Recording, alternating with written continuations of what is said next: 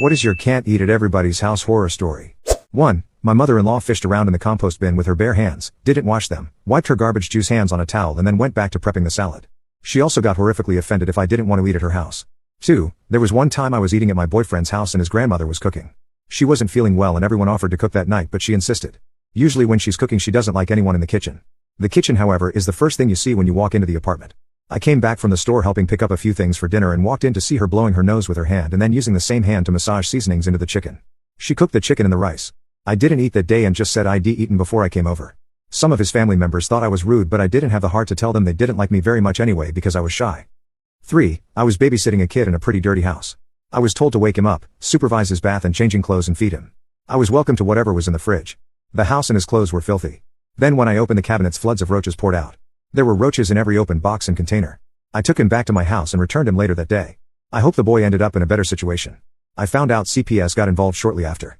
4. When I was a kid, Christmas Eve was always celebrated at Grandma's. I always got sick afterward like Merry Christmas you are going to puke now. It wasn't until I was all grown up and helping her out in the last weeks of her life that I learned why she did not believe in expiration dates on anything. 5. A girl I was interested in at the time had cats. I came to her house one day to pick her up for a date and she had a large sack of rice open in her pantry. With the pantry door open, one of the cats hopped out of the sack of rice and she just casually laughed saying, "Oh, they're always getting into things." Came over the following weekend and that same sack of rice was in the pantry. I could hear one of the cats tussling around in it again. We stopped dating sometime after that, but anytime she offered to cook for me I immediately pivoted to taking her out to eat instead.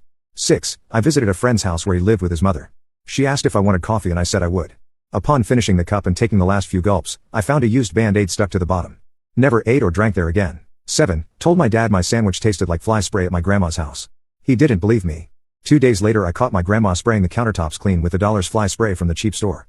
Dad figured it was safe to make sandwiches straight on the countertop because they looked clean. I dragged him over to see it and he apologized and took my sister and me out for fish and chips for lunch. 8. I went to a friend's house after school. He was going to teach a group of us how to play D&D. We got there and his house was disgusting. I'm not the neatest person but the carpet hadn't been vacuumed in forever, clothes were everywhere and dirty dishes were stacked up. I'd tried to be polite even though the place reeked. At some point he was like, "Who wants snacks?" He picked up a bowl crusted with stuff splashed in some water, wiped it with a towel that clearly hadn't been washed that decade, and poured chips into it.